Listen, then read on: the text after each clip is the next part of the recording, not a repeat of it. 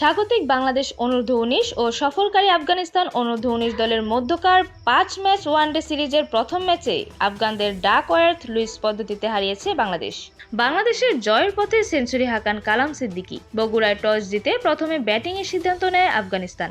পাওয়ার প্লের প্রায় পুরোটা সময় ব্যাট করে উদ্বোধনী জুটিতে 55 রান এনে দেন খালিদ আহমেদ জাই ও ওসমান সাদাত। দুজনই অবশ্য কাছাকাছি সময়ে ফেরেন সাজঘরে। খালিদ 33 বলে 34 ও ওসমান 26 বলে 15 রান করেন।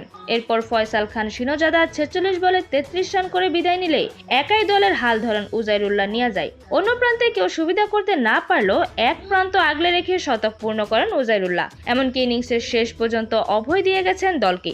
তবে আফগানদের লাগাম টেনে ধরে রাখেন ইকবাল হোসেন ইমন। এই পেসার একাই শিকার করেছেন 5টি উইকেট। শেষ পর্যন্ত নির্ধারিত 50 ওভারে 9 উইকেট হারিয়ে 265 রান দাঁড়ায় আফগানদের সংগ্রহ। 137 বলে 140 রান করে অপরাজিত থাকেন উজাইরুল্লাহ। হাকান 16টি 4 ও একটি ছক্কা। 49তম ওভারে রিজান হোসেন শিকার করেন জোড়া উইকেট। ইমন 5 উইকেট পান 57 রান খরচ করে। জবাব দিতে নেমে বাংলাদেশ শুরুতেই হারিয়ে ফেলে জাওয়াদ আবরার ও অধিনায়ক আজিজুল হাকিম তামিমকে। দলীয় 60 রানে রিফাত বেগও ফেরেন সাজঘরে।